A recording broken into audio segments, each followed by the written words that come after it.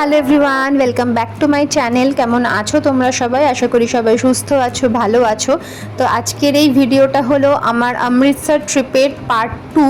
হ্যাঁ, আমি জানি আমি অনেক দিন লেট হয়ে গেছি, বাট কি করব বলো, ছোট বাচ্চা নিয়ে বড় ভিডিও এডিট করা সম্ভব হচ্ছিল না।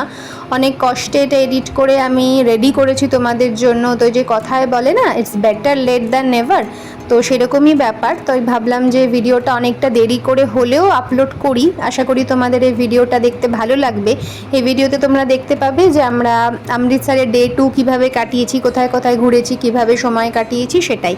তো চলো ভিডিওটা শুরু করা যাক। তো দেখো, আজ সকালবেলা ঘুম থেকে উঠে আমরা এখানে চলে এসেছি হচ্ছে গোল্ডেন টেম্পলে। আগের দিন তো আমরা ভেতরে ঢুকতে পারিনি, তোমরা আমার লাস্ট ভিডিওতে হয়তো দেখেছো সেটা। তো ভেতরে যেহেতু ঢুকতে পারিনি, বাইরেই এমনি ঘুরে চলে এসেছিলাম। তো আজকে ইচ্ছে ছিল যে ভেতরে ঢুকবো এবং দর্শন করব হরমিন্দর সাহিব। তো সেই উদ্দেশ্যে আমরা এসে গেছি। এসে ওখানে জুতো টুতো রেখে, আমাদের ব্যাগ রেখে এখন আমরা ভেতরে ঢুকছি। আর এই দিনও কিন্তু প্রচুরই ভিড় ছিল, প্রচুর লোক ছিল। আমরা চেষ্টা করেছিলাম সকাল সকাল যাওয়ার, কিন্তু বাচ্চা নিয়ে বুঝতেই পারো যে খুব বেশি সকালে যাওয়া হয় না। তবুও 8টার মধ্যে আমরা বেরিয়ে গেছিলাম। বেরিয়ে আমাদের হোটেল থেকে তো খুব বেশি সময় লাগে না, 5-10 মিনিটের মধ্যেই আমরা পৌঁছে গেছি। আর দেখো কি পরিমাণ লোক সকাল থেকেই ওখানে, এবং প্রতিদিনই এরকম ভিড় হয়। কিছু করার নেই, সবাই গোল্ডেন টেম্পলের টানে কিন্তু এখানে চলে আসে। আর বেশিরভাগই তোমরা এখানে পাঞ্জাবি লোকই দেখতে পাবে। তো গোল্ডেন টেম্পল হরমিন্দর সাহিব দর্শন করে ভেতরে তো ভিডিও করা যায় না, তাই করিনি।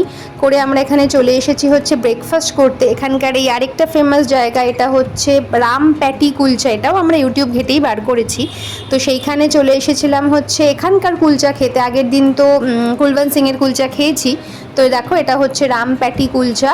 এটা প্যাটিসের মতো আর কি, অনেকগুলো লেয়ার থাকে বলে এটাকে প্যাটি কুলচা বলা হয়। তার সাথে দিয়েছিল হচ্ছে একটা এই চানা আর হচ্ছে একটা চাটনি।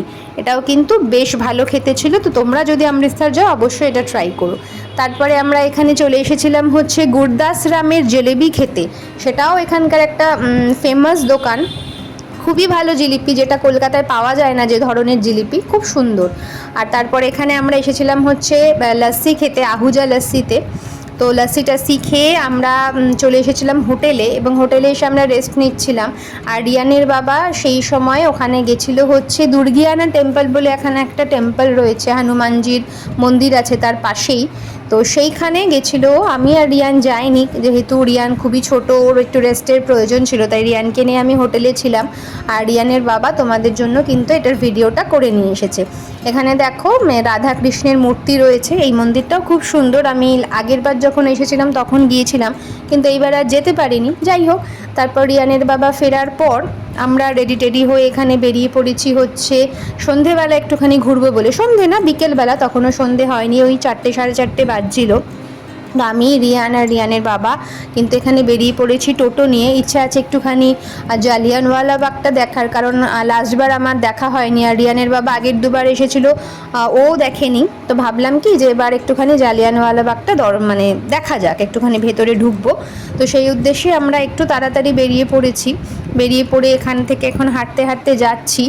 আর এখানে দেখো দোকানপাটগুলো তো সবসময় খোলা থাকে, শপিংও আমরা করবো, কিন্তু সেটা একটুখানি পরে। আগে জালিয়ানওয়ালা বাগটা একটু ঘুরে নিই, তারপরে আমরা এখানে যা যা শপিং করার রয়েছে, এখানকার জুতি, এখানকার ফেমাস দুপাট্টা, সেইগুলো কেনা যাবে।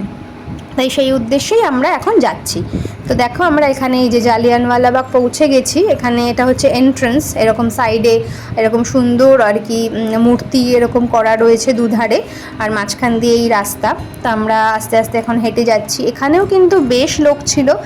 আর যেহেতু এটা একটা বাগ, মানে একটা পার্কের মতো, তো সেই জন্য কিন্তু অত ভিড়টা বোঝা যাচ্ছিল না, কিন্তু লোক কিন্তু প্রচুর ছিল। আর জালিয়ানওয়ালা বাগ তোমরা নিশ্চয়ই হিস্ট্রিতে পড়েছো, আমরা সবাই পড়েছি, যেখানে জালিয়ানওয়ালা বাগে যে হত্যাকাণ্ড ঘটেছিল 1919 সালের 13ই এপ্রিল, যে কিভাবে নির্দ্বিধায় এতগুলো লোককে গুলি করে মেরে ফেলা হয়েছিল, প্লাস প্রচুর লোক আহত হয়েছিল। তখনকার যে ব্রিগেডিয়ার জেনারেল ছিলেন যেখানে রাওলাট আইনের বিরুদ্ধে সমবেত হওয়া লোকজনকে কিভাবে নির্দ্বিধায় মেরে ফেলেছিল সেই কাহিনী তো আমরা সবাই পড়েছি। তো সেটাই দেখছিলাম, এই যে দেখো এই কুয়োর মধ্যে মেরে মেরে ফেলা হয়েছিল, মানে এগুলো দেখছিলাম আর গায়ে সত্যি কাটা দিচ্ছিল। মানে আর এই দেখো এই যে গুলি এখানে এরকম স্কোয়ার স্কোয়ার করে যে রাখা হয়েছে, এই যে এখানে গুলিগুলো এসে লেগেছিল, মানে মানুষকে যখন মানে মানুষগুলোকে যখন গুলি করছিল এই গুলিগুলো এই দেওয়ালেও লেগেছিল। আর দেখো এরকম স্কোয়ার স্কোয়ার করে রেখেছে, আর মানে দেখে মনে হচ্ছে না যে মানে চোখের সামনে দেখতে পাচ্ছি ঘটনাগুলো আর গায়ে কাটা দিয়ে উঠছে। তো এই ফার্স্ট টাইম আমি আসছি, আগের বার আসা হয়নি সময়ের অভাবে। তো এবার ভেবেছিলাম যে না, এবার যাবই, এটা একটা দর্শনীয় স্থান, এটা আমাদের দেখা উচিত সবার। যেটা আমরা মানে বইতে পড়েছি সেটাকে চোখের সামনে দেখার কিন্তু ফিলিংসটাই একটা অন্যরকম ছিল। এটা দেখো স্মৃতিসৌধ একটা তৈরি করা হয়েছে যারা মারা গেছেন তাদের স্মৃতির উদ্দেশ্যে। আর রিয়ান কিন্তু এখানে বেশ খোলা জায়গা পেয়ে দৌড়োদৌড়ি করছিল, ওর কিন্তু এখানে সত্যিই খুব ভালো লেগেছে। আর এখানে দেখো আবার পোজ দিচ্ছে, ওর বাবা ওর ফটো তুলছে, কি সুন্দর করে পোজ দিচ্ছে। তো এখানে ঘুরে টুরে আমরা এখন বেরিয়ে যাব। মোটামুটি এখানে আমরা ভালোই সময় কাটিয়েছি, খুবই ভালো লেগেছে এখানে। আর আফসোস করছিলাম যে আগের বার কেন আসেনি। তো পরের বার আবার যদি কখনো আসতে পারি ভগবানের আশীর্বাদে, তো তখন আবারও নিশ্চয়ই এখানে আসবো। তো এখান থেকে বেরিয়ে দেখো আমরা এখানে এখন হেরিটেজ স্ট্রিট ধরে আবার হাঁটতে লেগেছি। আর দুধারে দেখো কত কত দোকান, আর লোকের ভিড়টা চোখে পড়ছে তোমাদের, মানে প্রচুর লোক ছিল, প্রচুর লোক। মানে আমরা সকালবেলা দর্শন করে গেছি বলে, না হলে এখন যদি আসতাম সত্যি হয়তো ঢুকতে পারতাম না ভেতরে। আর চলো এখানে শপিং শুরু করে দিই। এখানে দেখো এই যে জুতি, বিভিন্ন রেঞ্জের তোমরা এখানে জুতি পাবে, 300, 400, 500, 600 থেকে 900, 1000, 1200 অবধি এখানকার জুতিগুলো ছিল। আর প্রতিটা জুতিই কিন্তু খুব সুন্দর। আমি এখানকার জুতি আগেও ইউজ করেছি, আগের বার যখন এসেছিলাম তখনও কিনে নিয়ে গেছিলাম, খুবই ভালো, টেকসই, অনেক দিন গেছিলো। এই দেখো এই জুতিগুলো কি সুন্দর না, এই যে এখানে ঘুঙরু টাইপের লাগানো রয়েছে। তো আমিও এখান থেকে কিন্তু বেছে বেছে 3-4টে জুতি নিয়ে নিয়েছি। আরও কিছু নেওয়ার ইচ্ছা ছিল, বাট রিয়ানের বাবা বাধা দেওয়ায় আমি আর এগোইনি।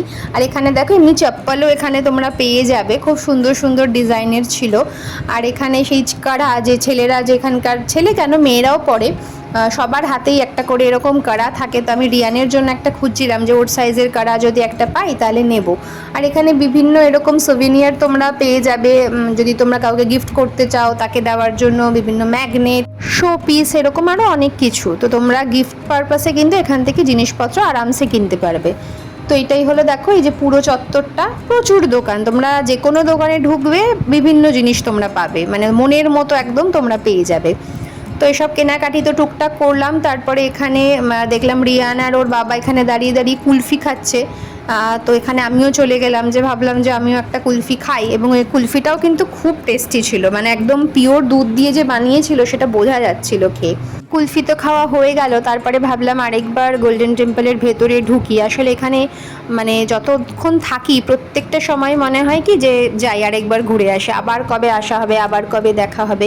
কারণ এখানে এই বাইরেটা বসে থাকলেও এটার একটা যে ভাইব, মানে সেটা তোমরা যদি নিজেরা না যাও তাহলে কিন্তু তোমরা বুঝতে পারবে না। এত সুন্দর, এত শান্তি লাগে এখানে, মনে হয় কি এখানে বসে ঘন্টার পর ঘন্টা এরকমভাবেই কাটিয়ে দেওয়া যায়, এতটাই সুন্দর।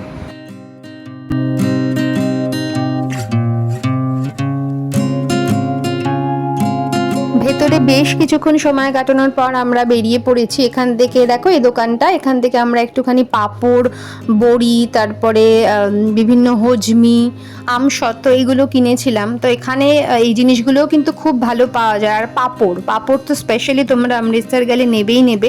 তো ওখান থেকে আমরা চলে গেছিলাম হচ্ছে খেতে বিরা চিকেনও এখানে একটা ফেমাস দোকান। এখানকার এই চিকেন তন্দুরি কিন্তু খুব ফেমাস আর ভীষণই ভালো খেতে। তো আমরা সেটাই অর্ডার করেছিলাম। দেখো কতটা পরিমাণ দিয়েছে, আর তার সাথে দিয়েছিল একটা দারুণ খেতে চাটনি আর স্যালাড। তো এই খেয়ে আজকে সেই দিনের মতো কিন্তু আমাদের দিনটা শেষ হয়েছিল। তারপরে এটা পরের দিন সকালবেলা আমরা ঘুম থেকে উঠে রেডি হয়ে এখানে আমাদের ফেরার কথা। সেই দিনের আমাদের ফ্লাইট ছিল ফেরার। তো দেখো রিয়ান এখানে বাই করে দিচ্ছে রিসেপশনে যে মেয়েটি ছিল। তো খুবই ভালো ছিল, হোটেলটাও খুব সুন্দর ছিল, একদম নতুন প্রপার্টি। আমরা বেশ ভালো দুদিন এখানে কাটিয়েছি। এই দেখো আমাদের জিনিসপত্র এখন গাড়িতে তোলা হচ্ছে, আমরা বেরিয়ে যাব। রিয়ানও এখানে রেডি, আমরাও রেডি। আর তো বেরিয়ে পড়েছি ফেরার উদ্দেশ্যে। তো ঘোরা তো হয়ে গেল, 2 দিনের মাত্র ট্রিপ ছিল আমাদের এখানে, বেশি দিনের জন্য আসিনি, একদমই শর্ট ট্রিপ আর একদমই আনপ্ল্যান ট্রিপ যাকে বলে। তো সেইভাবেই আমাদের ঘোরাটা কিন্তু খুব ভালো হয়েছে, আনপ্ল্যান ট্রিপ হলেও আমাদের ট্রিপটা কিন্তু খুব সুন্দরভাবে আমরা মানে কাটিয়েছি সময়টা। রিয়ানও সুস্থ ছিল, ভালো ছিল। আগেরবার যেমন রিয়ান অসুস্থ হয়ে পড়েছিল বলে মনটা একটু খারাপ ছিল, ভালো করে ঘোরা হয়নি, বাট এবারের কিন্তু ঘোরাটা খুব সুন্দর হয়েছে।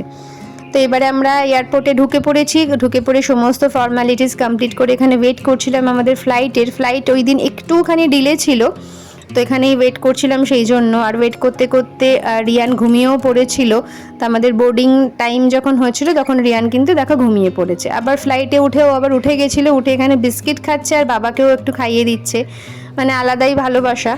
তো এইসব করতে করতে আমাদের ফ্লাইট টেক অফ করে গেছে। আর রিয়ান কিন্তু খুব একটা সমস্যা করেনি, ও জেগেই ছিল এবার, কিন্তু ওর খুব একটা অসুবিধা হয়নি। এই কয়েকবার জার্নি করতে করতে ও কিন্তু বেশ হ্যাবিচুয়েটেড হয়ে গেছিলো ফ্লাইটে।